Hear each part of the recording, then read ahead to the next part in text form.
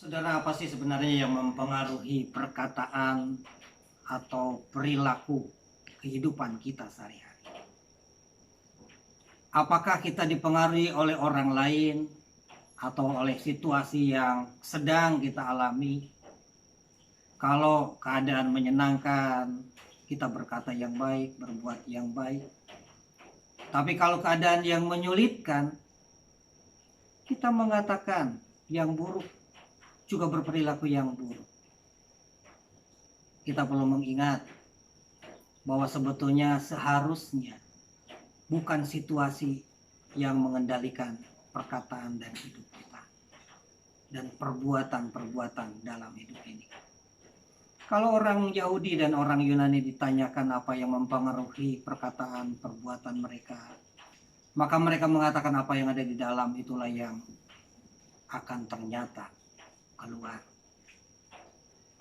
Orang Yahudi mengatakan apa yang ada di dalam hati itulah yang akan muncul dalam perkataan dan perbuatan.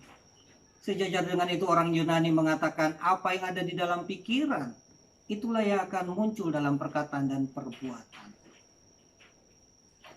Senada dengan itu kita perlu mengingat apa yang dikatakan Rasul Paulus kepada jemaat di Filipi.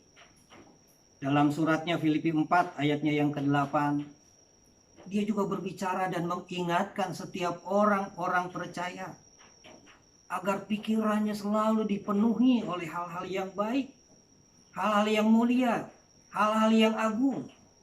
Sehingga dengan demikian mereka akan mengatakan yang baik, bahkan akan berbuat yang baik, sehingga memuliakan Allah Bapa di surga. Segala perkataan perbuatan bukan dikendalikan oleh situasi, bukan oleh keadaan. Paulus saat itu juga sedang ada di dalam penjara. Dia sedang ada di dalam keterpurukan dan tersiksa di dalam kurungan itu. Tetapi pikirannya dipenuhi dengan hal-hal yang baik, yang mulia.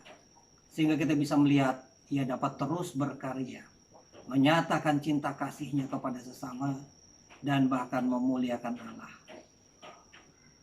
So, kita perlu mengingat apa yang dikatakan Rasul Paulus di dalam keadaan yang tidak menyenangkan saat ini, yang mungkin membuat kita takut, ada dalam kegentaran karena bencana pandemi COVID-19 ini. Di dalam kebosanan kita mungkin sudah dalam isolasi mandiri berminggu-minggu.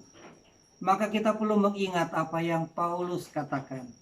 Jadi akhirnya saudara-saudara, semua yang benar, semua yang mulia, semua yang adil, semua yang suci, semua yang manis, semua yang sedap didengar, semua yang disebut kebajikan dan patut dipuji, pikirkanlah semuanya itu.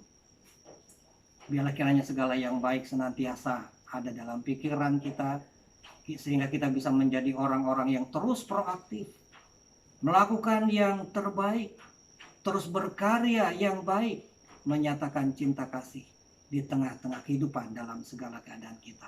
Tuhan memberkati.